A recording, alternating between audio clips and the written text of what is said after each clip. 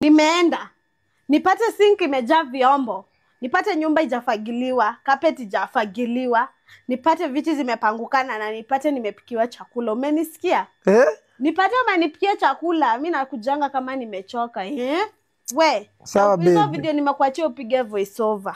Voice over? Yeah. Na imanda record na mic gani na hii mic yangu imeharibika. Unaona? Piga voice over. Sawa baby. Hebu utaniletea nini? Au niletee kitu? I got you. Sawa. Sawa kababa. You got me. Unajua kitu unataka baby? Sawa kababa. Najua kenye unataka. Nakuletea. Okay. Hizo video sasa kufanya voice over. Sawa sawa. Haya. Kama ni hivyo wanaume wabebe mimba. Hakuna kitu umefanya wewe.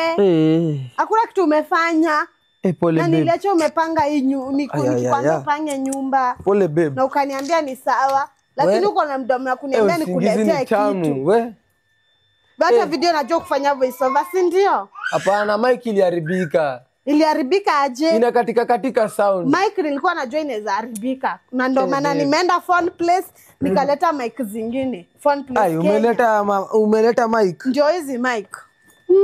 Aya Hii ni simu yangu. Hizi ni mic. Ndio hizi mic.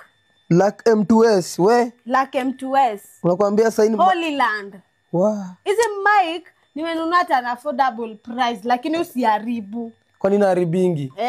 Ile nyingine wewe si ndio likula. But ina last. Wewe unasema sasa hii content tunashoot vizuri.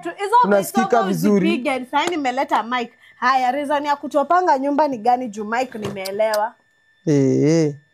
Usingizi. Unaona venye nimetoka hapa nimeenda hadi Moi Avenue Bazaar nimeendea mic. Babe ni venye usingizi ile nishika. Mimi sasa singeachilia. Unanichemshia chakula. Babe hata hiyo chakula sijapika. Ati hiyo chakula sijapika.